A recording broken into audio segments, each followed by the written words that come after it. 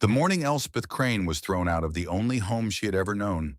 The temperature in Harlan County, Kentucky, sat at 11 degrees below zero.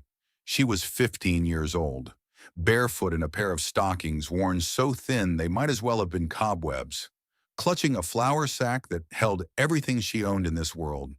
Two books, a wool scarf her mother had knitted before the tuberculosis took her, half a biscuit she had hidden from breakfast.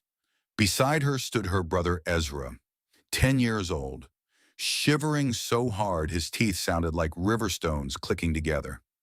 The year was 1934, and the mountains of eastern Kentucky did not care whether children lived or died. Their uncle Harmon Crane stood in the doorway of the farmhouse with his arms crossed and his jaw set like a man driving a fence post into frozen ground. His wife, Opal, peered over his shoulder with an expression that mixed satisfaction and relief in equal measure.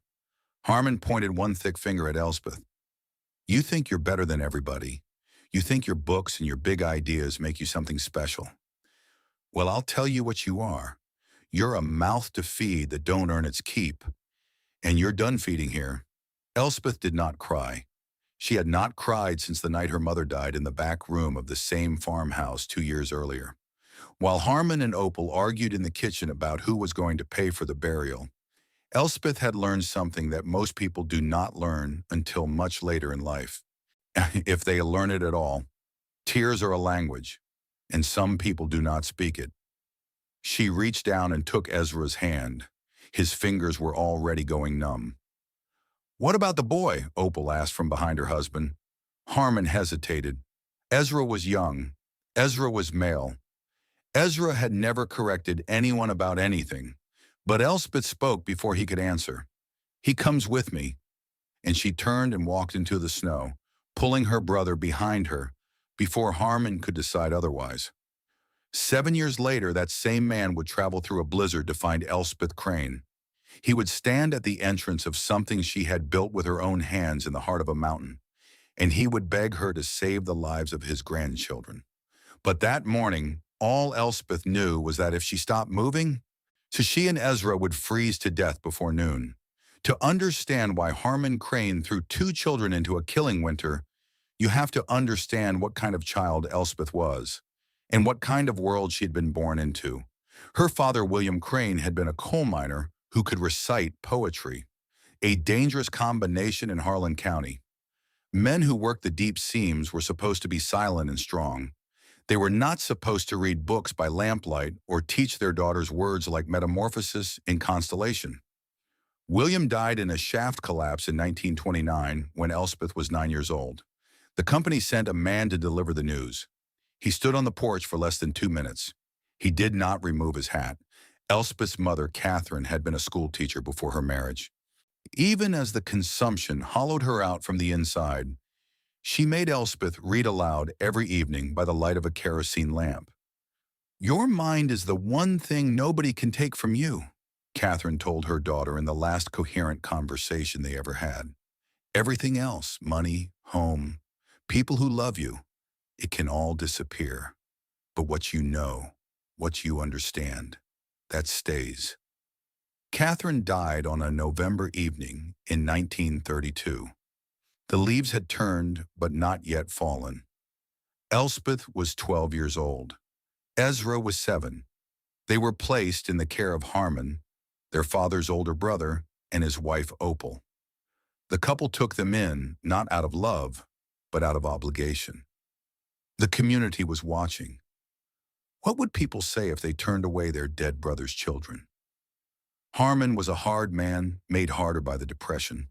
Opal was a woman whose capacity for warmth had been exhausted by years of poverty and the loss of her own 2 children to scarlet fever. They did not beat Elspeth and Ezra. They did not starve them. They simply made it clear in 1,000 small daily cruelties that these children were a burden, an obligation, a weight they had not asked to carry and resented carrying. Elspeth worked. She hauled water from the well before dawn, fed the chickens, scrubbed floors on hands and knees until her palms cracked and bled, mended fences in cold that made her fingers go white, did everything asked of her without complaint, But she also read every book she could get her hands on, and she asked questions that made the adults around her uncomfortable, not because the questions were impertinent, but because they were good. I know, why did they plant corn in the same field every year when the yield kept dropping? Why did nobody collect the wild ginseng that grew on the North Slopes and sell it in Lexington, where it fetched real money? Why did Mr. Patterson's cows get sick every spring when the creek flooded? Had anybody thought about whether the old mine tailings upstream might be poisoning the water? Harmon's response to these questions was always the same. "That ain't none of your business, girl." Opal's response was simpler, a look that said, clear as spoken language, that a girl who thought too much would never find a husband and would die alone and strange, like old Ida Mae Perkins up on Pigeon Creek. The other children in the hollow avoided Elspeth. She was different in a way they could sense but could not name, not just smarter, differently oriented toward the world, as though she were looking at the same landscape as everyone else, but seeing an entirely different country. She spent her free time, what little of it there was, reading on the ridge above the farm. From there she could see the mountains rolling away to the horizon like frozen waves. She would imagine all the things that existed beyond those mountains, things she had read about but never seen. Cities with electric lights on every street. Libraries with more books than she could read in 100 lifetimes. Universities where people spent their whole lives asking questions and nobody told them to stop. But Elspeth could not stop her mind from working any more than she could stop her heart from beating. And it was this relentless, unstoppable curiosity that led to the incident with the cow. The week before her banishment, Harmon had been preparing to slaughter his last dairy cow. Old Bess had stopped giving milk, and a cow that did not give milk was just a mouth to feed. Elspeth had been reading a veterinary manual she borrowed from the bookmobile that came through the valley once a month. One of the few bright spots in her life, a truck full of books that appeared on the third Tuesday like a miracle. She found Harmon in the barn sharpening his slaughtering knife. "Uncle Harmon, the cow isn't sick." He did not look up from the blade. "She's just deficient in salt and minerals. The soil in these mountains has been stripped by years of poor farming. The grass she eats doesn't have any nutrition left in it. Give her a salt lick and some crushed limestone mixed in her feed. Source, she'll come back to milk inside 2 weeks." Harmon laughed. Not a real laugh. The kind of laugh that comes out when a man feels small and needs to make someone else feel smaller. "A 15-year-old girl gonna tell me how to manage my livestock. That's rich. That's real rich," he told the men at the general store. They laughed too. Can you believe it? Harmon's niece, the one who reads all them books, telling a grown man how to take care of a cow, as if she knew anything about anything. But Opal's brother, who had some education, heard the story. He pulled Harmon aside. "Wouldn't hurt to try it. Salt licks don't cost nothing." Harmon tried it, and when Bess started giving milk again within 10 days, he did not feel grateful. He felt humiliated. A child, a girl, had shown him up, had proven she knew something he did not. And in Harlan County in 1934, that was something a man's pride could not survive. So on the coldest morning of January, he put them out. If you are watching this and you have ever been punished for knowing too much, for asking questions that made people uncomfortable, for seeing solutions where others only saw problems, I want to hear from you. Tell me in the comments where you are watching from, and subscribe to this channel. Because what Elspeth Crane built in the mountains of eastern Kentucky became something that agricultural scientists still study to this day. Elspeth walked. She had no destination, no plan. Only the understanding that if she stopped moving, she and Ezra would freeze to death before noon. Ezra was crying. She could feel his small body shaking against her side. But she could not let herself comfort him. Not yet. Comfort required stopping, and stopping meant dying. The road out of the hollow was a rutted track of frozen mud that wound between the mountains like a snake trying to escape a fire. She followed it north because the wind was coming from the south. Walking into the wind would have killed them faster. She walked for 6 hours.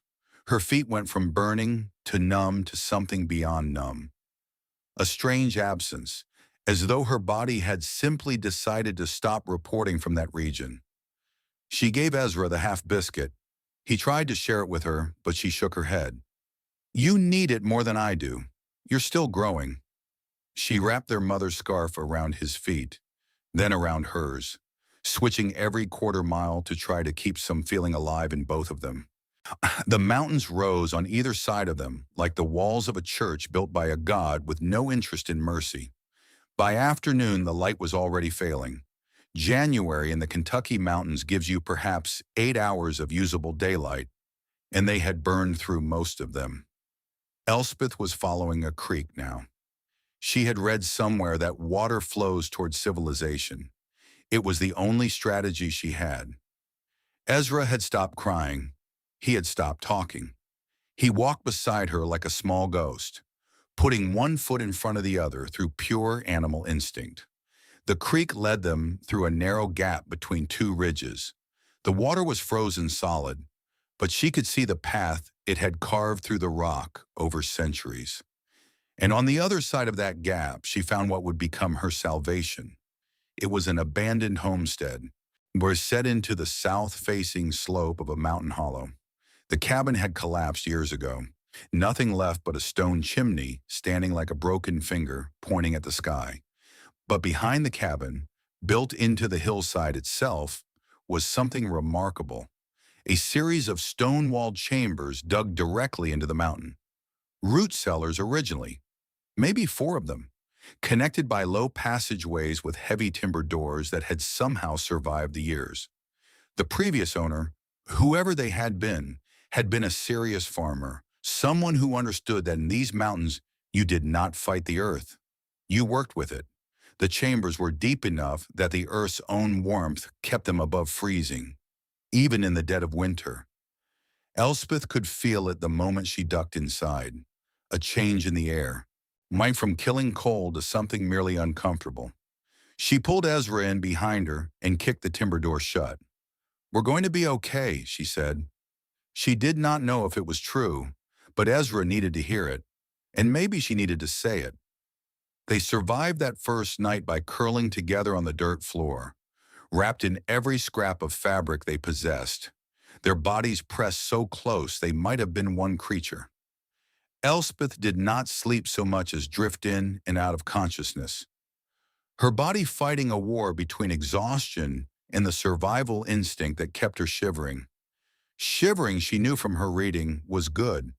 It meant your body was still trying. When gray light began to filter through the cracks in the timber door, she knew they had made it through the first night. The next 3 weeks nearly killed them anyway.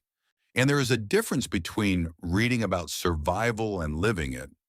Elspeth learned that difference in the most brutal classroom imaginable. She found in the ruins of the cabin a few tools, a rusted axe head, a broken shovel, some crockery, a cast iron pot with a crack running down one side that still held water if you were careful. In the woods surrounding the hollow, she found what the winter forest offers to those who know where to look. Dried hickory nuts that the squirrels had missed, the inner bark of slippery elm that can be boiled into a passable gruel, wintergreen berries buried under the snow, the frozen carcasses of 2 rabbits that a fox had cached and forgotten beneath a fallen log. She taught herself to build fires in the stone chambers using the chimney's old flue, which still drew air upward through natural cracks in the rock. The first fire nearly killed them both. She had not cleared the flue properly.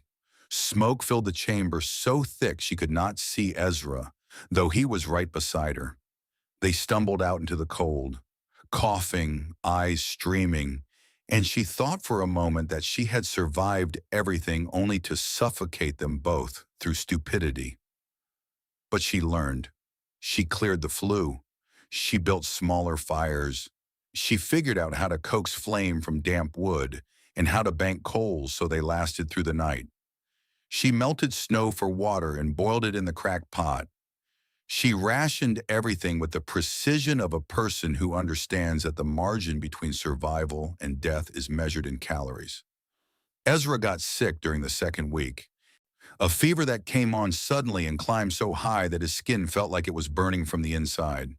He stopped eating, stopped talking, lay on the dirt floor and shivered even though sweat soaked through his clothes.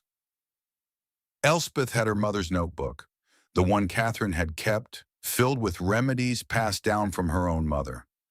Recipes for teas and poultices, plants that could bring down fever, plants that could ease breathing.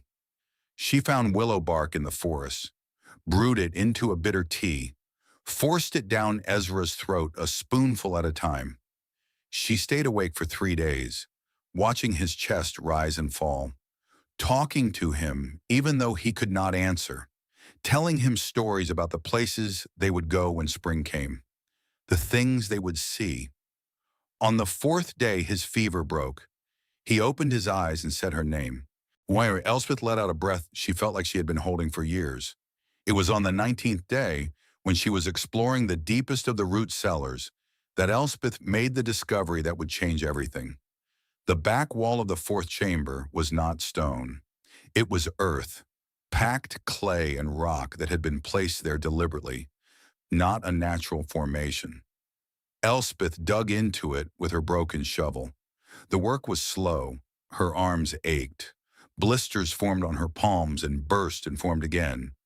But something about that wall told her there was more behind it. After 3 hours, her shovel broke through into empty space. Cold air rushed past her face, air that was somehow different from the air in the root cellar. Fresher, moving. She widened the hole, crawled through, and found herself in a cave. Not a vast cavern, nothing like the pictures she had seen in books of Mammoth Cave or Carlsbad, but a long, narrow passage that ran perhaps 60 feet deeper into the mountain before opening into a wider space roughly the size of a barn. She stood there in the darkness, her breath making small clouds in front of her face, and listened.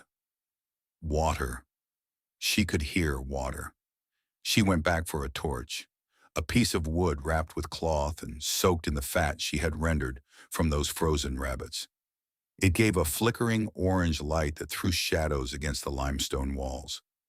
And in that light she saw it, a spring, water trickling from a crack in the limestone, running across the stone floor, disappearing into another crack on the far side.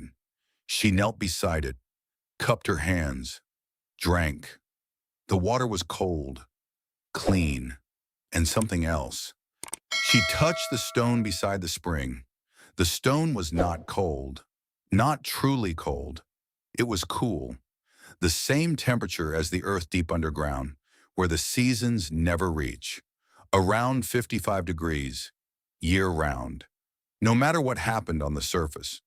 Elspeth sat down on the cave floor and laughed. For the first time since her mother died, she laughed until tears ran down her face and her sides ached, and Ezra came crawling through the passage to see what was wrong with his sister. Nothing was wrong. Everything was finally impossibly right. She knew from her reading, from the veterinary manual, from the farming almanac, from the encyclopedia volumes she had devoured at the bookmobile. She knew that dairy animals need 3 things: water, food, and a stable temperature. Cows were too large for what she was imagining. But goats were not. And in the hills of eastern Kentucky, goats were considered barely a step above vermin. People kept them, but they did not value them. A person could acquire goats. More importantly, she knew what that constant temperature spring meant. The cave would never freeze in winter, never overheat in summer. Animals housed there would not burn calories fighting the cold, which meant more of their feed energy would go into milk production. She could see it in her mind as clearly as if it already existed: an underground dairy, fed by a spring that never stopped flowing, protected by the mountain itself from every weather the world could throw at it. Her mother had told her that knowledge was the one thing nobody could take away. But Elspeth was about to prove something else. Knowledge combined with will, she could build something out of nothing.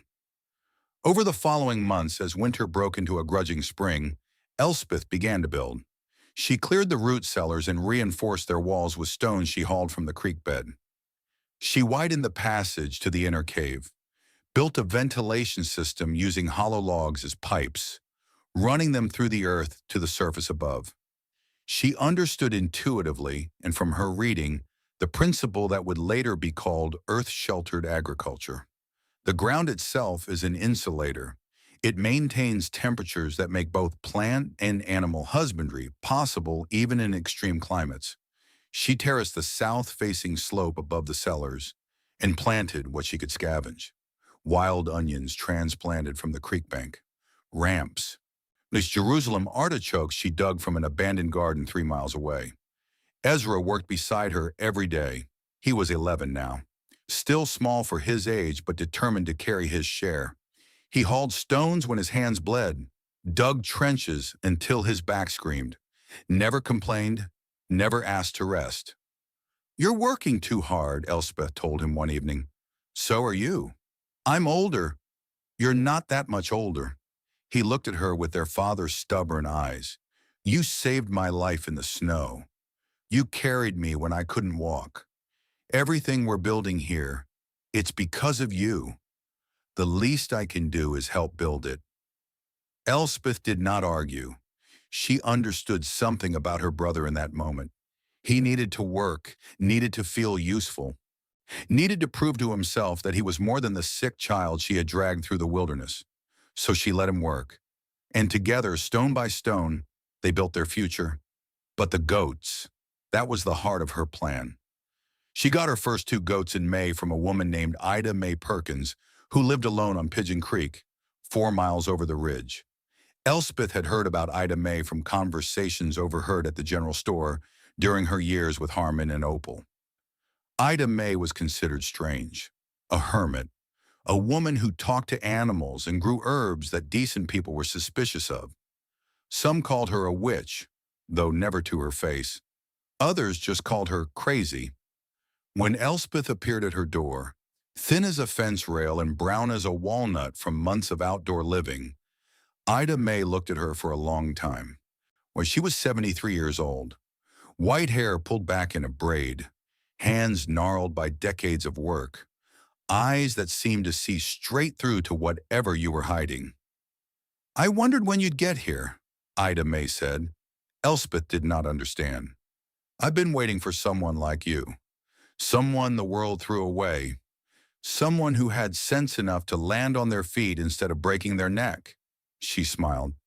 "I was that person myself, 50 years ago. Come inside. I'll put on some tea." Ida Mae did not just give Elspeth 2 young does.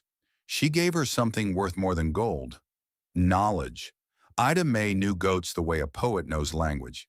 She had raised them for half a century. She knew their moods and their needs. She knew which plants would increase milk production and which would taint it. She knew how to help a doe through a difficult birth and how to recognize the signs of a dozen different ailments. Over that summer, she taught Elspeth everything: breeding cycles, feeding schedules, the art of milking, the treatment of common diseases, how to trim hooves, how to mix mineral supplements, how to read an animal's body and behavior. "A goat will tell you everything you need to know," Ida Mae said, "if you bother to listen." Most people don't listen to goats. Most people don't listen to anything that isn't exactly like themselves. She taught Elspeth something else, too. How to make cheese. Soft cheese wrapped in wild grape leaves. Hard cheese aged in cool darkness. Cheese flavored with herbs. Cheese that could be stored for months without spoiling. "My grandmother taught me," Ida Mae said. "She came over from Cornwall when she was younger than you are now. Brought nothing but the clothes on her back and what she carried in her head. That's how the old knowledge travels. Not in books, in people." She looked at Elspeth. "You're the first person in 30 years who seemed worth teaching." It was during this time that Elspeth found copper. She was walking back from Ida May's place through an early autumn rain when she heard something in the underbrush, a sound that was wrong, not a wild animal, something weaker.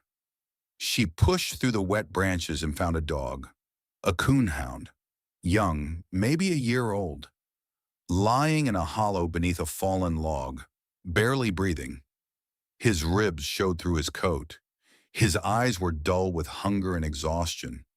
Someone had abandoned him, or he had gotten lost. It did not matter which. Elspeth carried him back to the root cellars, fed him broth from a spoon, sat with him through the night while the rain drummed on the hillside above. By morning, he was strong enough to lift his head. By the end of the week, he was following her everywhere she went. She named him Copper for the color of his ears.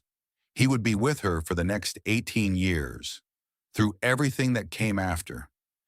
He would lie at her feet while she worked, growl softly at strangers who came with unkind intentions, sleep beside the stove on winter nights. When she talked to herself, which she did often in those lonely first years, he would tilt his head as though he understood every word. Maybe he did. By the fall of 1934, Elspeth had 4 goats housed in the first 2 root cellars, which she had converted into surprisingly effective underground stables.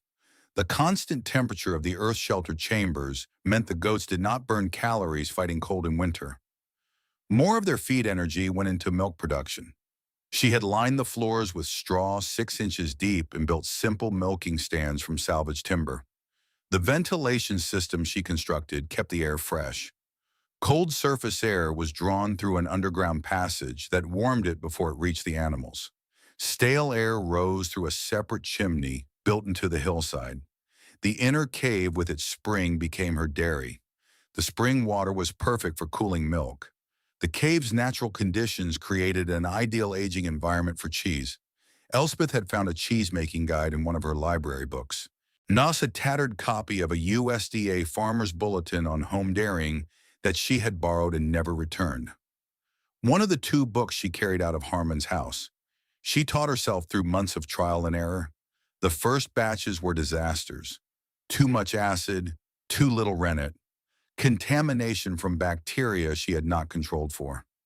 She lost more milk than she saved in those early attempts. And losing milk meant losing the calories her body desperately needed. But each failure taught her something. And Elspeth had a gift for learning from failure that most people lack. She did not take it personally. She took it scientifically. She adjusted one variable at a time, kept notes scratched on flat pieces of slate with a nail, tracked what worked and what did not. By the winter of 1935, once she was producing a soft goat cheese that she wrapped in wild grape leaves and aged in the deepest part of the cave, where the natural humidity of the limestone created conditions that a professional cheesemaker would have envied. It was the cheese that saved her. She began trading it at the general store in Everts, a town 8 miles from her hollow. She did not go to Harlan, where Harmon lived and where people knew her story.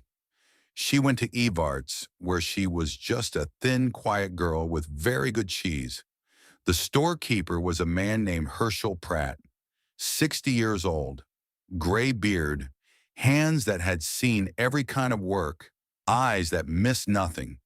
He tasted her cheese and looked at her the way a man looks at something he cannot quite believe. "Hey, where'd you get this?" "I made it." "Where?" "In the mountain." Herschel did not ask more questions. He was a practical man, and practical men in 1935 did not turn away from good product regardless of its source. He began buying Elspeth's cheese, then her milk, then the soft herb butter she learned to make from Ida May's recipes, flavored with wild ramps and chives that grew on her terraces. "I don't know what you're doing out there," Herschel told her one afternoon, "and I don't need to know, but whatever it is, keep doing it." Word spread, not quickly. Things did not move quickly in the mountains, but steadily, the way a root grows through rock. People began making the trip to Elspeth's Hollow, first to buy her products, then to see how she was doing what she was doing. And the underground dairy was unlike anything anyone had ever seen, but not everyone was impressed. Some people looked at what Elspeth had built and saw only something wrong. Clement Blackwood ran the general store in Harlan. He heard about the Crane girl and her underground dairy, and he did not like what he heard. Cheese made by a child in a hole in the ground? I'd sooner eat dirt. That place is probably crawling with rats, with disease. It's not natural. He told everyone who would listen. Dr. Leland Ashford was the county physician, a man with a degree from the University of Louisville and a deep suspicion of anything he had not learned in medical school. He visited Elspeth's operation in the fall of 1936, came with a notebook and a disapproving frown. "This is a death trap," he announced after a 20-minute inspection. "No proper ventilation, no sanitation, no oversight. This young woman is going to kill herself and anyone foolish enough to eat what she produces." He wrote a report recommending that county authorities intervene. The authorities ignored him. They had bigger problems in 1936 than one girl raising goats in a cave. Father Cornelius was the pastor at the Baptist church in Harlan. He heard about Elspeth from the women who gossiped after Sunday services. Living in the earth like an animal, a young woman alone with her brother, no husband, no family. There's something wrong with that child, something unnatural. He stopped short of calling her a witch, but the implication hung in the air. Virgil Sizemore was 19, strong and loud and certain of everything. And he heard about the Crane girl and made the 4-mile hike to see for himself. He stood at the entrance to her root cellar and laughed. "You're building yourself a grave before you're even dead. I'll bet $5 you don't make it through winter." Elspeth looked at him, at his new boots and his warm coat and his well-fed confidence. "You'll see," she said. That was all. She turned back to her work. If you have ever had to stay quiet while people mocked what you were building, if you have ever had to let your results speak for you because no one would listen to your words, I want to hear about it. Drop a comment below and stay with me, because what happened next changed not just Elspeth's life, but the lives of hundreds of families across 3 counties. Not everyone who came to Elspeth's Hollow came to mock. Cordelia Briggs was 78 years old. She had lived in these mountains since before anyone could remember. Her parents had come from Cornwall in the 1860s, tin miners looking for a new start in a new world. She heard about the Crane girl and her underground chambers, and something about the description stirred a memory. She walked 3 miles to see for herself. Elspeth found her standing at the entrance to the root cellars, studying the stonework, running her gnarled fingers along the mortar. "My grandmother built something like this," Cordelia said, "back in Cornwall, before she came over. Chambers dug into the hillside for keeping milk cool, using the earth itself for insulation." She looked at Elspeth. "Where did you learn?" "From books, from my mother. Her grandmother was from Cornwall, too." Cordelia nodded slowly. "Oh, the old ways. People forget. They think everything has to be new to be good. They forget that their great-great-grandparents solved these problems already." She stayed for 3 hours, asking questions, examining the ventilation system, tasting the cheese. When she left, she told Elspeth something that stayed with her for the rest of her life. "Don't let them break you, child. The ones who laugh, they're not laughing because you're wrong. They're laughing because you make them feel stupid, and that's their problem, not yours."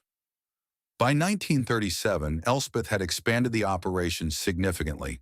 She and Ezra had dug new chambers and connected them with passageways. Building an underground complex that housed a herd of 12 goats and included a proper aging cave, a milking parlor, a feed storage room, were in small living quarters for themselves, all maintained at a livable temperature by the earth itself. While the Kentucky winters raged above, down in their caves it stayed between 50 and 60 degrees. Elspeth had solved problems that would have stumped engineers. Drainage channels carved into the cave floor directed animal waste to a composting chamber. That composting chamber generated heat. She piped that heat to a small greenhouse she had built against the south-facing hillside using salvaged window glass. The greenhouse, warmed from below by the composting heat and from above by the winter sun, grew greens all winter long. Lettuce, kale, spinach, herbs. She fed them to her goats and sold them alongside her dairy products. It was a closed system, everything connected, nothing wasted. Ezra was 16 now, no longer the shivering child she had dragged through the snow. He had grown tall and strong, with their father's quiet way of working and their mother's stubborn refusal to quit. He managed the goat breeding program, kept meticulous records in a ledger book, which doe was bred to which buck, when kids were expected, which bloodlines produced the best milk. One evening they sat by the stove in their underground living quarters. Copper lay at their feet. The goats made soft sounds in the chambers nearby. "You saved my life," Ezra said. "That winter, I would have died without you. We saved each other." "No," he shook his head. "You carried me, literally carried me. I was just weight you refused to put down." He looked at the cave walls around them, at the goats settling in for the night, at the cheese aging in the darkness. Everything we have, everything we are. It started because you wouldn't let me freeze." Elspeth did not know what to say, so she said nothing, but she reached over and squeezed his hand, and that was enough. Ida Mae Perkins died in the spring of 1938, quietly, in her sleep, the way she had lived, without asking anyone's permission or making any fuss. Elspeth learned about it from a neighbor who had gone to check on the old woman and found her still in her bed, hands folded across her chest, face peaceful. She walked to Pigeon Creek that same day, stood in Ida Mae's empty cabin and looked at the life the old woman had left behind. Books everywhere, hundreds of them, stacked on every surface. Notebooks filled with spidery handwriting, recipes, remedies, observations about plants and animals accumulated over 7 decades. And a letter, addressed to Elspeth Crane, written in Ida Mae's careful hand. "I am leaving you everything I have, the land, the goats, the books, everything.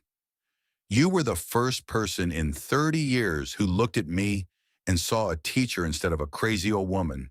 You were the first person who wanted to learn what I had to spend.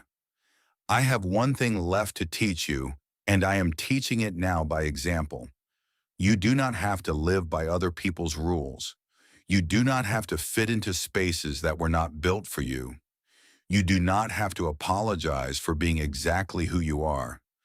Build your life the way you build your cheese caves, according to principles that work, not according to what other people think looks normal. The world called me a witch. I called myself free. Ida Mae." Elspeth read the letter standing in the doorway of the cabin, the spring wind carrying the smell of apple blossoms from the old trees Ida Mae had planted decades ago. She wept for the woman who had saved her life with knowledge and kindness when everyone else had turned away. If you have ever lost someone who believed in you when no one else did, I want you to take a moment right now. Think about that person. Remember what they gave you. And if you are still here, still watching, still building something with your own hands, know that you are their legacy. You are the proof that their faith in you was not wasted. Drop a comment and tell me about the person who believed in you first. The 6 goats Ida Mae left her brought Elspeth's herd to 20. The books filled an entire chamber in her underground complex. But the true inheritance was harder to quantify. Ida Mae had proven something. You could live alone. You could be strange. You could refuse to bend yourself into the shape the world demanded, and you did not have to die miserable. You could die at 73 in your own bed with a letter already written to the person you were giving your life's work to. You could die free. In Ida Mae's memory, Elspeth began teaching others what she knew, not out of any grand sense of mission, but because people started showing up. The Depression had entered its long, grinding middle years. And in the mountains of eastern Kentucky, families were desperate in ways that people in cities could barely imagine. Children were eating clay to fill their bellies. Men were walking 30 miles to work a shift in a mine that might kill them for wages that would not feed their families. And here was this young woman, barely out of girlhood herself, who had figured out how to produce food year-round in the most inhospitable terrain imaginable. The families that came to learn from Elspeth were, by and large, the same kind of people she was, the ones the system had failed: widows with children, men broken by the mines, families too poor to leave and too proud to starve. Elspeth taught them how to build earth-sheltered animal housing, how to manage goats, how to make cheese and butter, how to extend the growing season using the principles she had developed. She never charged for teaching. "Knowledge isn't mine to sell," she said. "It passes through me. I just try not to drop it." By 1939, there were 11 families in the surrounding hollows practicing what the county extension agent, when he finally came to investigate, we called subterranean integrated dairy farming. Robert Calloway was 26 years old, fresh from a master's degree at the University of Kentucky, assigned to Harlan County as an agricultural extension agent with instructions to modernize farming practices in one of the poorest regions in America. He arrived expecting to find primitive subsistence. What he found instead made him question everything he thought he knew about agriculture. Elspeth Crane was 20 by then, still thin, still quiet, but with a confidence that came from having built something that worked. She walked him through her operation without pride or apology, just the facts. The root cellars converted to goat housing, 18 feet wide by 24 feet deep, floors lined with 6 inches of straw, changed weekly, one ventilation provided by cottonwood pipes running 30 feet to the surface, the cheese cave with its ideal aging conditions, the greenhouse heated from below by composting waste and from above by captured solar radiation, the spring that never stopped flowing, the same temperature winter and summer, all of it connected, all of it working together. Calloway filled 12 pages of his notebook. "How did you figure all this out?" "Books, mostly, and Ida Mae Perkins. And my mother." "You didn't have any formal training?" "I didn't have any formal anything. I had winter coming and no food and a little brother to keep alive." Calloway's report was forwarded to the state agricultural office and from there to the United States Department of Agriculture. It described a system that violated everything modern agricultural science believed about efficiency and scale, and yet somehow it worked. It was during this time that Tobias Mercer appeared. He was 20 years old, the son of a family that had lost everything in the Depression. Father dead from black lung, mother working herself to death, taking in laundry. He heard about the crane operation from a cousin who had gone to learn and come back transformed. He walked 8 miles to see for himself. What he found confused him. A girl, younger than he was, running an operation more sophisticated than anything he had seen on any farm in the county. "I want to learn what you're doing here." Elspeth looked at him, measuring. "Why?" "Because my family is starving, and you're not." She nodded. Can you take instruction from a woman?" The question surprised him.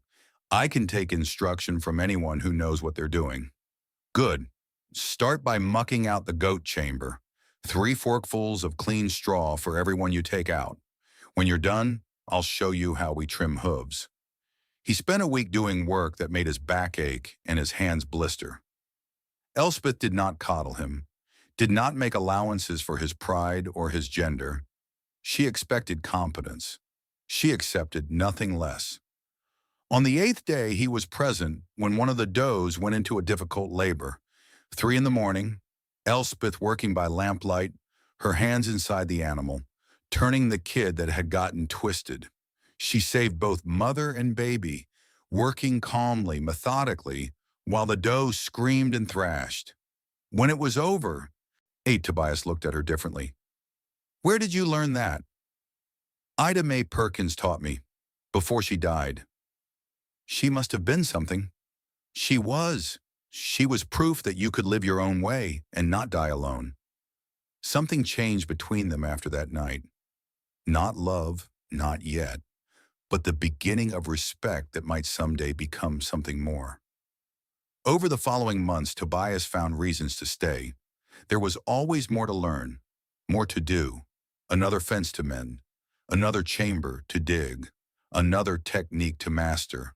But Elspeth noticed that he lingered in the evenings now, stayed for supper when he could have gone home, asked questions that had nothing to do with goats or cheese. What was your mother like? What do you dream about? Do you ever think about leaving these mountains? She answered honestly. She did not know how to answer any other way. Her mother was the smartest person she had ever known. She dreamed about libraries and universities and places where asking questions was considered a virtue instead of a sin. She thought about leaving sometimes, but these mountains were home, and home is not something you abandon just because it tried to kill you. One evening in the autumn of 1940, Tobias asked her to walk with him to the ridge above the hollow. The leaves were turning, gold and red against the gray limestone.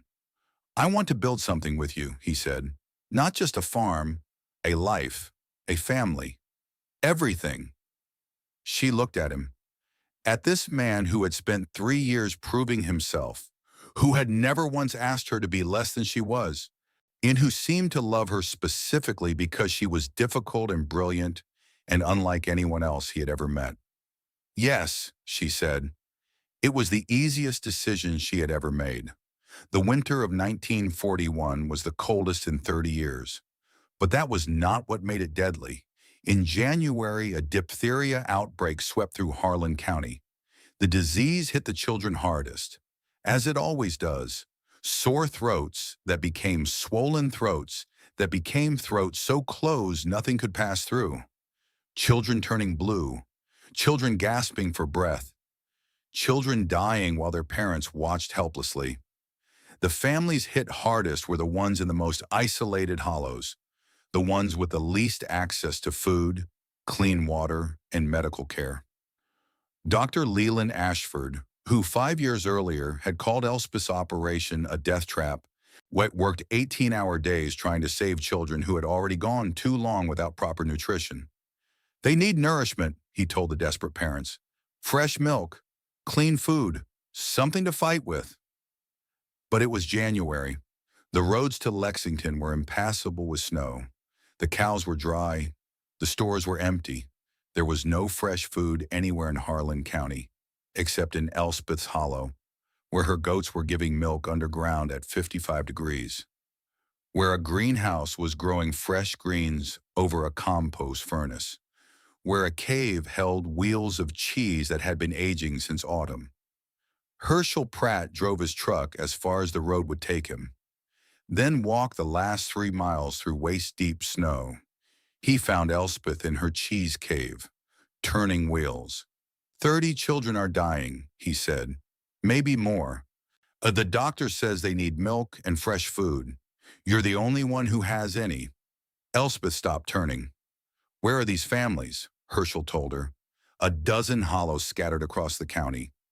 Names she recognized, some she did not. And then he said the name that stopped her heart. Harmon Crane's grandchildren are among the sick, 5 and 7 years old. It doesn't look good. Silence. Elspeth stood in her cave, surrounded by the cheese she had made with her own hands, and thought about the man who had thrown her into the snow when she was 15.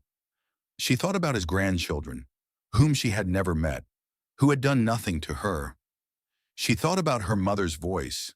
The last thing Catherine had told her before the tuberculosis took her breath away forever. Your mind is the one thing nobody can take from you. But Catherine had said something else too, something Elspeth had remembered in her darkest moments. Don't let bitterness poison you. The people who hurt you, they're carrying their own weight. You carrying it too just makes you both sink. She looked at Herschel.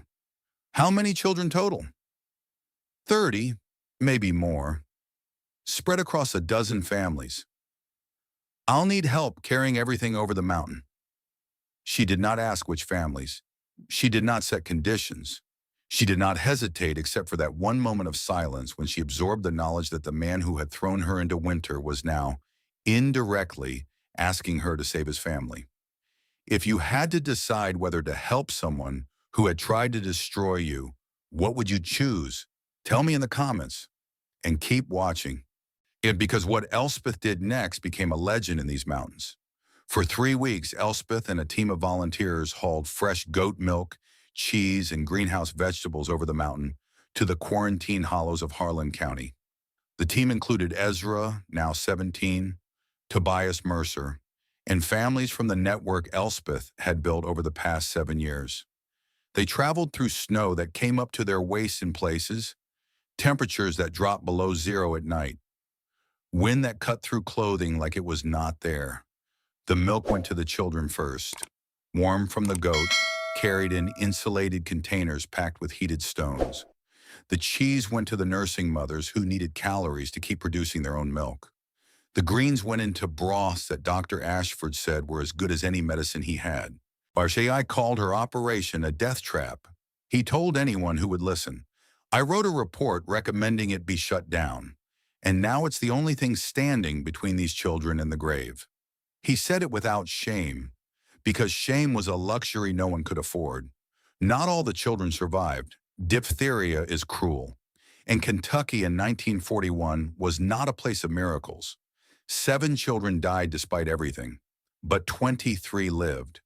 And among those who survived were 2 of Harmon Crane's grandchildren. Harmon came to find Elspeth in March, after the thaw. He was an old man by then. Not in years, he was only 52. But the mountains age a person. They grind you down like water over stone. He stood at the entrance to her underground dairy and looked at what she had built. 12 chambers carved into the mountain. Over 20 goats, a greenhouse, a cheese cave, a spring that never stopped flowing. All of it constructed by the niece he had thrown away. Something in his face broke open. I was wrong about you.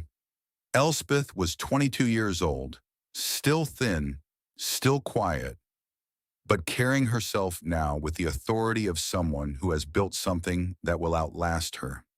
You were wrong about a lot of things, Uncle Harmon, but so was everybody else. That's not a sin. The sin is staying wrong when the truth is standing right in front of you. He did not argue. Why did you help? After what I did? Elspeth looked at him for a long moment. Your grandchildren didn't throw me out into the snow. You did. They didn't deserve to die because their grandfather was cruel. He flinched at the word, but she continued. My mother taught me something before she died. She said bitterness is a poison you drink hoping someone else will get sick. I've seen what bitterness does to people. I decided a long time ago that I wasn't going to carry yours for you. Harmon stood there for a while longer, not speaking, just looking at the evidence of everything he had underestimated. Then he left. A week later, a package arrived at the general store in Everts with Elspeth's name on it. Inside was a framed photograph, her parents, William and Catherine Crane, on their wedding day, standing in a field of wildflowers, young and hopeful, years before the mine collapse and the tuberculosis and everything else that would break them. Elspeth had not seen their faces in 7 years. On the back, in Harmon's rough handwriting, was a single sentence, one she would have been proud. Opal had died 2 years earlier, a stroke in the kitchen. Quick and without warning, Harmon had not told Elspeth. They had not spoken since the morning he threw her out. But now in a letter that came with the photograph, he mentioned it. She regretted it, you know, Opal.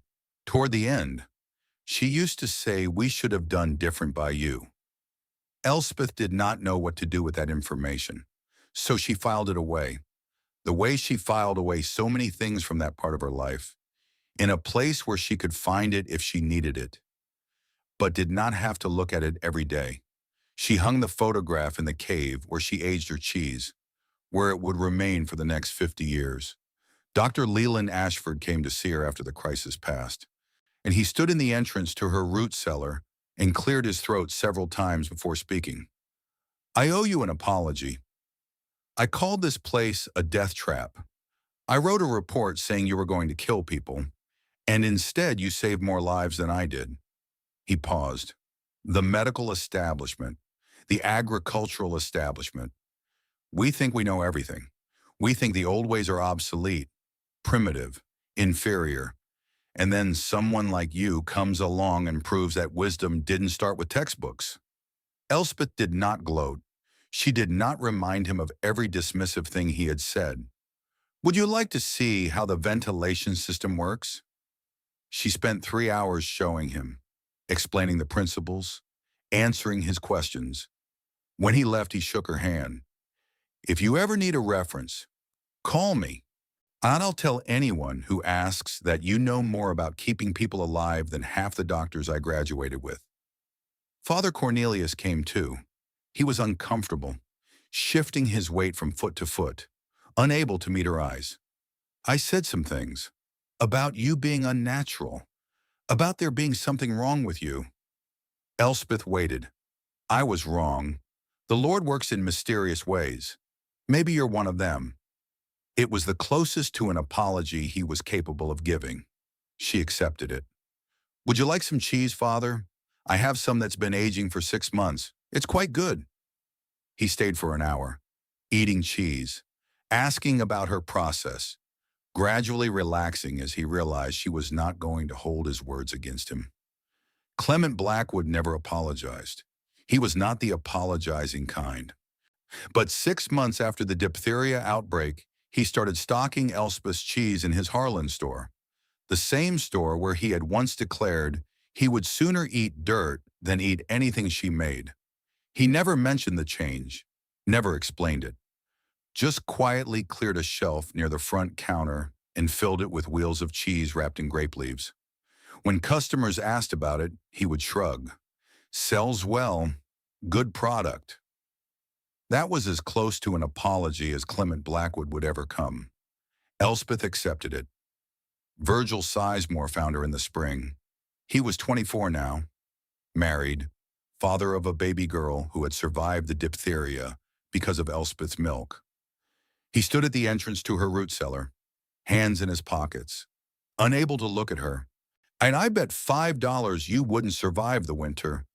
I remember. I was an idiot. You were young. Could you teach me how to build something like this? I want to be able to take care of my family, really take care of them, not just hope nothing bad happens.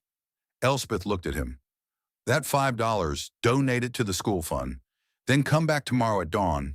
Bring work clothes. He did.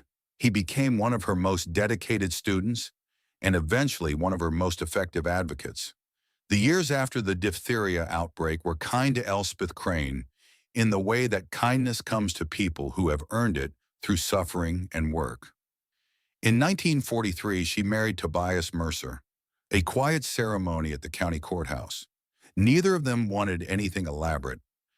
I fell in love with you the night you saved that doe, Tobias told her. I watched you work and I thought, that's someone who knows what matters. That's someone who won't waste her life on things that don't count. They had 3 children, all of whom grew up in the Hollow, all of whom learned the trade. By the 1950s, the Mercer Dairy, as it came to be known, was supplying goat cheese, milk, and butter to stores across 3 counties. The underground facility had grown to include 12 chambers housing over 40 goats, along with aging caves, a processing room, and what amounted to a small underground farm. The University of Kentucky sent students to study Elspeth's methods. The Cooperative Extension Service produced a pamphlet based on her techniques that was distributed throughout the Appalachian region. More importantly, in the network of families she had taught became a community. Dozens of small underground and earth-sheltered dairy operations scattered through the hollows of eastern Kentucky. Each one adapted to its particular landscape, each one feeding families that the larger economy had forgotten. These were not wealthy operations. Nobody got rich, but nobody starved either.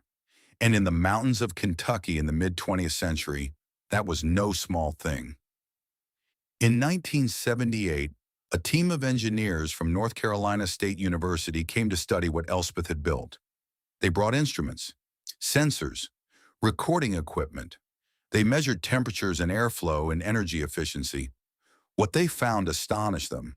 The underground chambers maintain temperatures between 50 and 60 degrees year-round, using no external energy. The goats showed measurably lower stress levels than animals in conventional housing, which directly correlated with increased milk production. The greenhouse, heated by composting waste, extended the growing season by 4 months. The cheese caves maintained conditions that commercial facilities spent thousands of dollars trying to replicate. She achieved passively what we achieve with massive energy inputs, the lead engineer wrote in his report. The temperature differential between exterior and interior during winter months averaged 47 degrees Fahrenheit, with zero mechanical heating. Most remarkably, the system required only 35% of the fuel consumption of comparable above-ground operations. In an era of energy crisis, this woman built the solution 50 years ago, with nothing but books, observation, and the refusal to accept that things had to be done the way everyone else was doing them. The report was cited in 17 subsequent papers on sustainable agriculture. Elspeth's methods were taught at 3 universities. She never visited any of them. She was too busy making cheese. Copper died in the spring of 1952. He was 18 years old, ancient for a coonhound. He had been with Elspeth since that rainy autumn day when she found him dying under a fallen log. He died the way he had lived, quietly, without making a fuss. She found him in the morning, still lying in his usual spot by the stove. He looked like he was sleeping, but when she touched him, she knew. She buried him on the hillside above the root cellars, where he could watch over the hollow, where the morning sun would warm his grave. Ezra helped her dig. Tobias stood nearby with their eldest child in his arms. None of them spoke. There was nothing to say. On a flat stone, she carved 3 words: found dying, lived loyal. For years afterward, when she passed that spot, she would stop for a moment. Sometimes she would speak. We made it, boy. Against everything. We made it. Elspeth Crane Mercer died on a Tuesday morning in October of 1992. She was 73 years old. She died in the bedroom of the house Tobias had built for her above the original root cellars. Her children were with her, her grandchildren.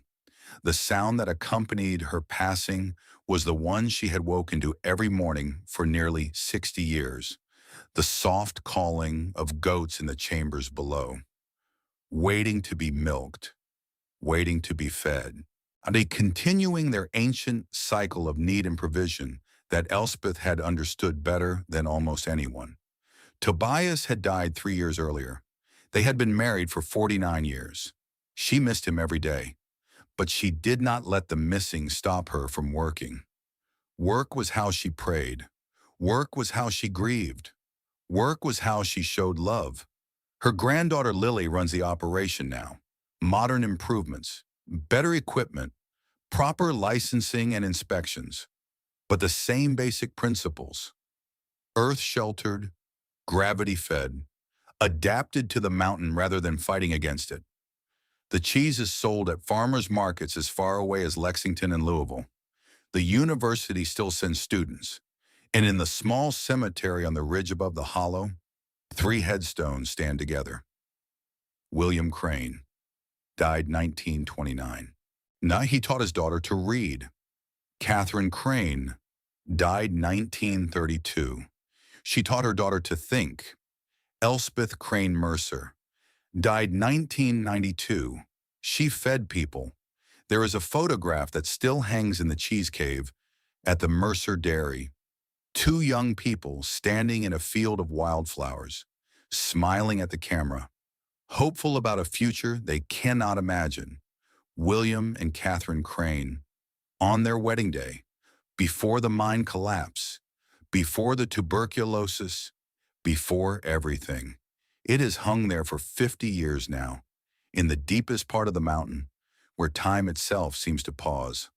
On the back, in Harmon Crane's rough handwriting, 4 words. She would have been proud. She was.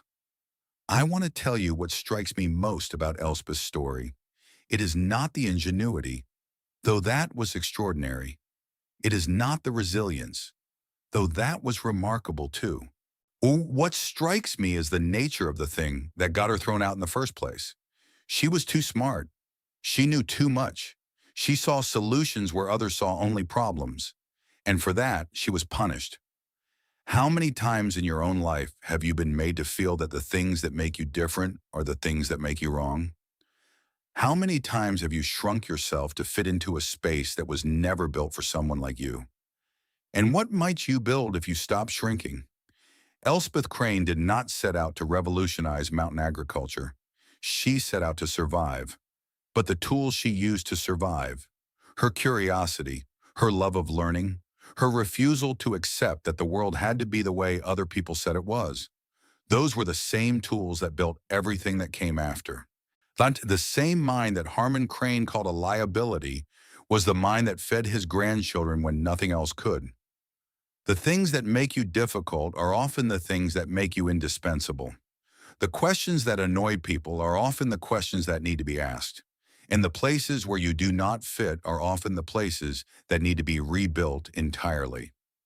Elspeth walked barefoot into the winter with half a biscuit and 2 books. She walked out the other side of that winter with a vision that fed 3 counties and lasted generations. What she built was not just a dairy, it was proof. Proof that the human mind, when it refuses to be defeated, can turn even a hole in a mountain into a cathedral of possibility. If this story touched something in you, I hope you will subscribe to this channel, because sometimes the people who change the world the most are the ones the world tried hardest to throw away, and those stories deserve to be told.